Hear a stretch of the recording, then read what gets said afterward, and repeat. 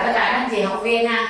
Ngày hôm nay thì mình sẽ học món latte, là một trong những món cà phê rất nổi tiếng của Ý. Và đây cũng là cà phê latte với lại cappuccino, thì nó cũng là một trong những cái món mà có tính chất nghệ thuật rất là cao. Ở chỗ đó mình sẽ có vẽ hình trên nền sữa tươi, trên nền bọt sữa. Thì bây giờ chúng ta để làm món này ngon thì chúng ta sẽ cần sữa tươi, nhưng mà phải là thanh trùng nha. Mình mua sữa nào cũng được, ở đây là Nhi đang dùng Đà Lạt Milk, nhưng mà mình sẽ cần cái sữa tươi là thanh trùng.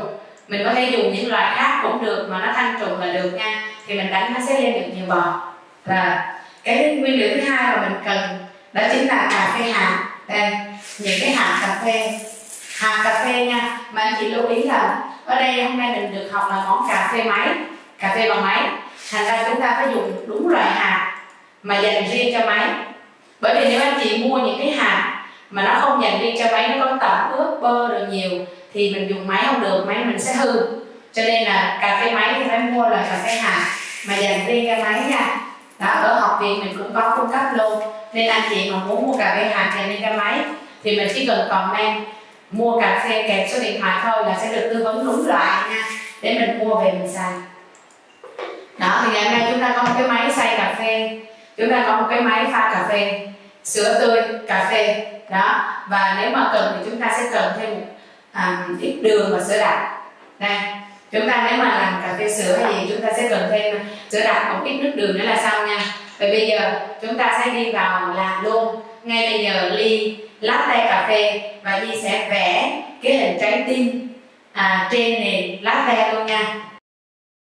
Rồi, đầu tiên là chúng ta sẽ cần xay cà phê trước, thì cho hạt cà phê vào máy và mình chỉ cần là bật nút xay. Đó, được chưa? Và bây giờ mình bắt đầu lấy cà phê. Thì chúng ta sẽ có một cái tay gạt ở đây này, khu này có một cái tay gạt, thì chúng ta sẽ bắt đầu lấy cà phê. Thì ở đây cà phê mình sẽ có cái tay cầm cà phê, và mình sẽ đặt cái tay cầm cà phê vào đây, mình gạt mạnh cho cà phê nó rớt xuống. Rồi mình cứ lấy bình thường nha. Đó, và khi cà phê này chúng ta sẽ muốn làm một shot cà phê đen, hay còn gọi là một phần cà phê máy mà nó vừa đủ, thì chúng ta chỉ cần tầm khoảng 10 gram bột cà phê. Thì với cái phễu này nè thì chúng ta sẽ gạt lõm một chút xíu, thì chúng ta được 10 gram bột cà phê nha. Đây, chúng ta sẽ gạt lõm như thế này. Rồi, và bây giờ tiếp tục là mình sẽ dùng một cái phần khác, cái này gọi là tay nén. Thì chúng ta sẽ nén cái cà phê mình nó chặt xuống. Mình sẽ nén với một lực nén vừa phải thôi nha, cũng không cần phải nén dữ lắm đâu. Nén một lực nén vừa phải, nén khoảng 3 lần. Rồi, nén chặt quá thì cà phê pha ra cũng không ngon. Đó, sau đó mình phải lưu ý này, mình phải gạt sạch hết cái phần hạt cà phê dư xung quanh cái miệng của mình đi. Tại vì nếu mình không gạt mà mình cho vô máy mình sử dụng lâu dài thì máy của mình nó sẽ bị hư, nó bị nhạt nha. Cho nên mình phải gạt sạch những cái phần mà cà phê còn sót. Rồi bây giờ mình sẽ chuẩn bị cho vào máy. Nếu như anh chị đang xem video và thấy video này là hữu ích thì hãy nhấn like và comment câu hỏi bên dưới để được giải đáp. Đừng quên đăng ký kênh YouTube và nhấn chuông thông báo để được học mỗi tuần một công thức tự nhiên nha. Máy của mình thì nó sẽ có một cái khớp ở đây. Chúng ta đặt cà phê vào khớp, sau đó kéo tay cầm mạnh cho đến khi nó chặt vào vị trí giữa là xong. Rồi bây giờ thì mình sẽ đặt ly vào. Trước khi pha, tại món này là món nóng mà, mình nên lấy nước nóng để làm nóng cái ly của mình nha, thì cà phê của mình nó sẽ ngon hơn. Đó, thì bây giờ chúng ta sẽ, sau khi làm nóng ly thì mình sẽ đặt cái ly ngay đây này, mình canh cái vòi, và cái vòi mình chảy cà phê xuống, mình đặt ngay ở đúng vị trí để cho nó chảy nước ra, đặt ở trên sau đó mình kéo thẳng xuống. Đó, để chúng ta được cái ly nằm đúng ngay vị trí. Và bây giờ mình chỉ cần bấm cái, hiện tại ở trong này là Nhi đã cài đặt sẵn cái mức nước. Đây là mức nước cho 1 ly, còn là 2 ly thì mình cài đặt mức nước gấp đôi và bấm nút này. Giờ chúng ta làm 1 ly thì chúng ta bấm nút này. Đây mình nhìn xem cà phê nó chảy ra nha. Đó, thì sau khi mà chúng ta như vậy xong, anh chị thấy nha không? Pha cà phê chỉ mất khoảng 10 đến 15 giây thôi, chứ nó không như là cà phê phin của mình, cà phê máy thì rất là nhanh đây. Và chúng ta đã thu được một shot cà phê. thì một suất cà phê đúng á, thì nó sẽ rơi vào tầm khoảng 35 cho tới 40 ml là vừa đủ nha. Rồi sau khi anh chị pha xong như vậy rồi thì cái phần bã cà phê này mình phải xử lý liền, mình không để lâu nó nghẹt máy. Bã cà phê này thì chúng ta phải cho nó vào cái phần mà đựng cà phê như và mình phải xả máy ra để vệ sinh máy, và trong lúc xả máy tận dụng mình rửa luôn cái tay cầm cà phê của mình xả nước ra để vệ sinh máy của mình cho sạch. Nhớ làm xong ly cà phê nào thì vệ sinh tay cầm ly cà phê đó, đừng có để nó mắc nghẹt lâu nó sẽ bị hư. Và đến khi mà khách vào mình muốn pha ly tiếp theo thì cái này nó đã dơ rồi, và như vậy thì pha cà phê nó sẽ không ngon. Và máy thì cũng phải được làm sạch sau mỗi lần mà mình pha nha, có nghĩa là mình pha xong là mình bấm nút xả nước để cho nó làm sạch máy của mình, được không ạ? Rồi chúng ta đã vừa xong được một shot cà phê đen. Sau khi có shot cà phê đen thì việc tiếp theo để mình có được một ly latte thì việc tiếp theo của chúng ta đó chính là đánh bọt sữa nha. Đây, bây giờ Nhi sẽ hướng dẫn lớp mình đánh bọt sữa bằng để đánh bọt sữa chúng ta sẽ cần chuẩn bị một chiếc ca inox 500ml cùng với sữa tươi Đà Lạt Milk. Đây, bây giờ sữa là Nhi đã để mát sẵn rồi. Thì bây giờ với một cái ly latte, ly này là dung tích 250 mà cà phê là 40 rồi, thì Nhi chỉ cần lấy thêm 180ml sữa tươi nữa thôi để đánh lên là Nhi đủ lượng sữa cho một ly latte nha. Bây giờ mình sẽ lấy 180ml sữa tươi, 180ml sữa tươi thanh trùng.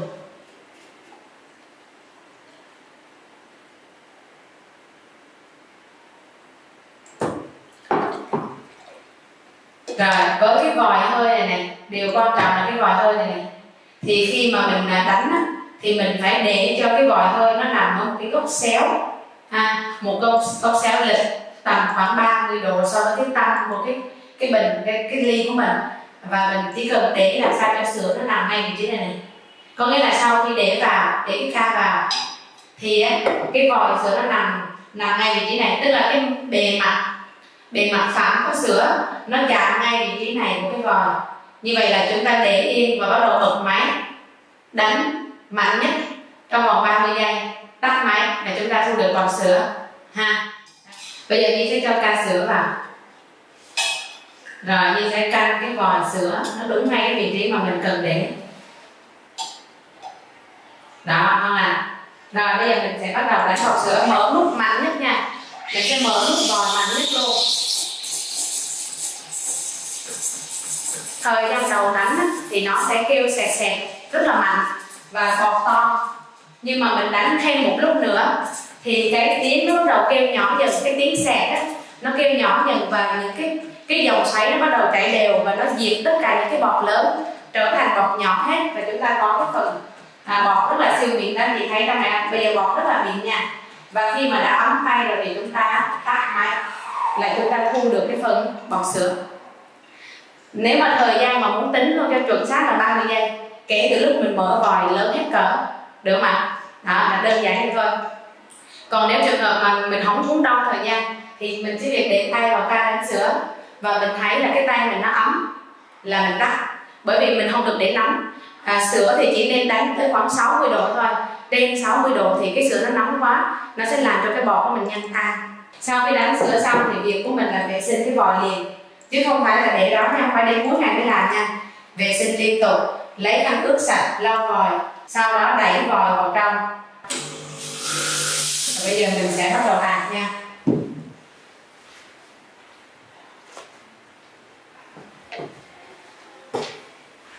Rất là tuyệt vời mấy chị.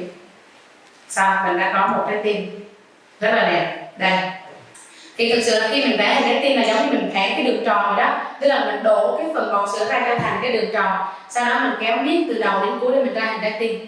Nó dễ nhưng mà nó thực sự nhìn thì dễ nha, nhưng mà luyện tập thì phải cần thời gian, phải cần cầm tay chỉ việc, cần mọi thứ. Cho nên là latte là một trong những cái món mà khó nhất nhì trong cái phần pha chế đồ uống giải khát nha. Trà sữa đồ dễ hơn nhiều, còn latte là khó, khó chứ không phải là không khó. Nhưng mà giờ để anh chị nhìn rõ hơn, Nhi sẽ làm thêm một ly nữa mà Nhi làm trên nền cacao hoặc là nền matcha để anh chị được nhìn rõ hơn nha.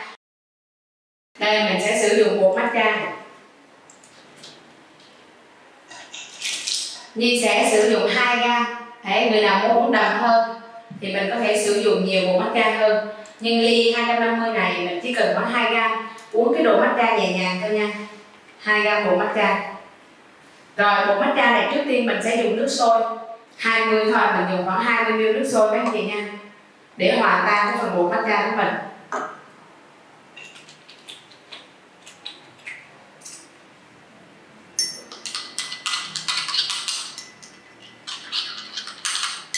Đó. Rồi tiếp theo sữa đặc. Để cho ly matcha của mình được ngon thì chúng ta phải thêm sữa đặc rồi vào. Tại vì matcha thì nó không như cà phê ha, uống không thì nó không có ngon nữa gắt. Thì chúng ta thêm 10 ml sữa đặc. Muỗng này 20, mình lấy nửa muỗng thì nó là 10 ml. 10 ml sữa đặc còn với 5 ml nước đường.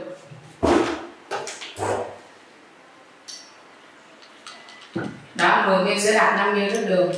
Matcha với nước sôi để chúng ta khuấy đều lên.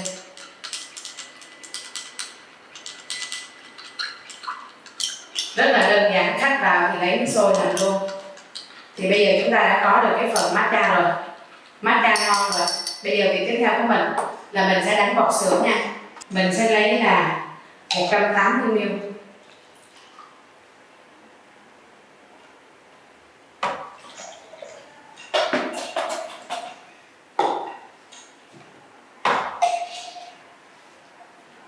Rồi đánh. Rồi xong, đánh bọt sữa xong thì luôn luôn nhớ là sao? Lau vòi cho sạch, rồi xả nước để làm sạch cái vòi của mình. Rồi cái phần sữa tự nhiên mình lấy mình xả. Đây bây giờ chúng ta sẽ tiếp trên cái nền matcha của mình.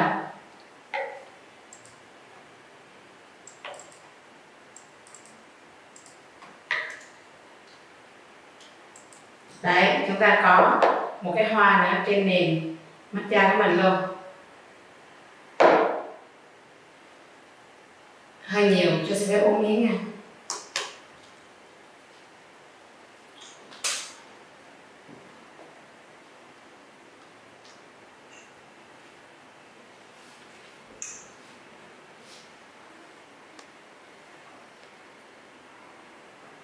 Ngon quá ngon mấy chị ơi.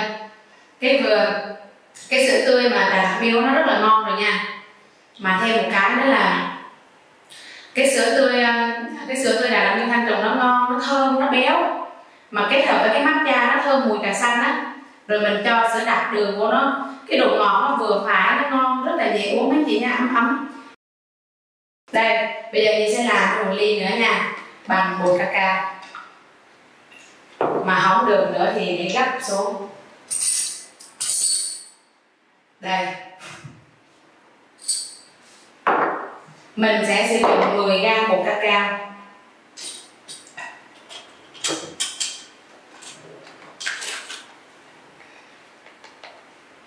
Mười g bột cacao nha. Tiếp theo mình sẽ lấy 20 ml nước sôi, khoảng 20. Rồi khuấy đều lên. Mình cũng sẽ khuấy cho phần bột cacao nó tan ra.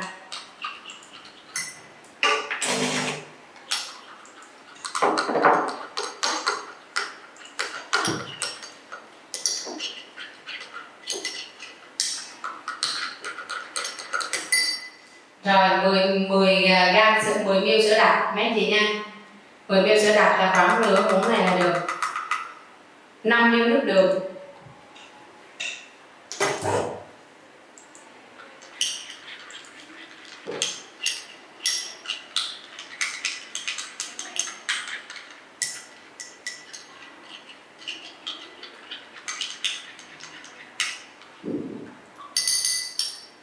Rồi xong, bây giờ mình sẽ đánh cái phần bọt sữa của mình.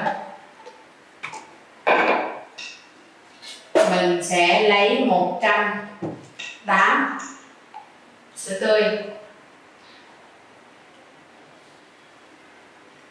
Học cái món này là hơi bị ngứa tay ngứa chân, mấy chị học là mình thích làm đó. Bởi vì mình thấy nó trừu tượng, nó hơi trừu tượng một chút ở cái phần hạt đó.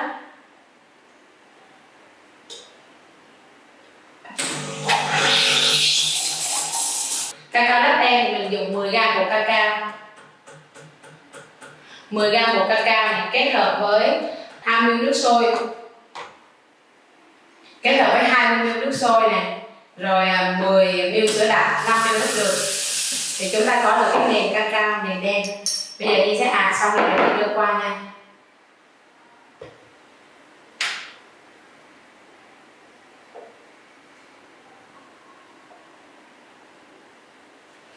Rồi, trong cái phần mà của latte, của matcha hay của cà phê thì nếu mà chúng ta đã được hình trái tim rồi thì nó là tiền đề để mà mình được các cái hình khác mấy chị nha. Đó, ví dụ như từ mình một trái tim thì nó là trái tim, mình được 2 trái tim thì nó là cái hình cũng 2 đường giống cái hoa, sau đó mình tiếp 3 cái tim chồng lên nhau thì nó ra cái hoa tulip. Đó, cho nên là cái hình mà cơ bản nhất, mà cái hình mà mình cần luyện tập trước nhất đó là hình trái tim. Đó, rất là đơn giản ha. Mà bây giờ thì đã vừa hướng dẫn xong món matcha latte, cacao latte và cà phê latte. Chúc các anh chị học viên mình sẽ thực hành món này thành công, ứng dụng vào trong công việc cũng như là cuộc sống của mình. Hẹn gặp lại các anh chị trong các bài học tiếp theo nha. Chào tạm biệt mọi người. Xin chào tất cả mọi người. Nếu như anh chị đang xem video và thấy video này là hữu ích thì hãy nhấn like và comment câu hỏi bên dưới để được giải đáp. Đừng quên đăng ký kênh YouTube và nhấn chuông thông báo để được học mỗi tuần một công thức tự nhiên nha. Chúc mấy anh chị mình sẽ học được nhiều điều hữu ích, ứng dụng vào công việc hiệu quả. Cảm ơn mọi người.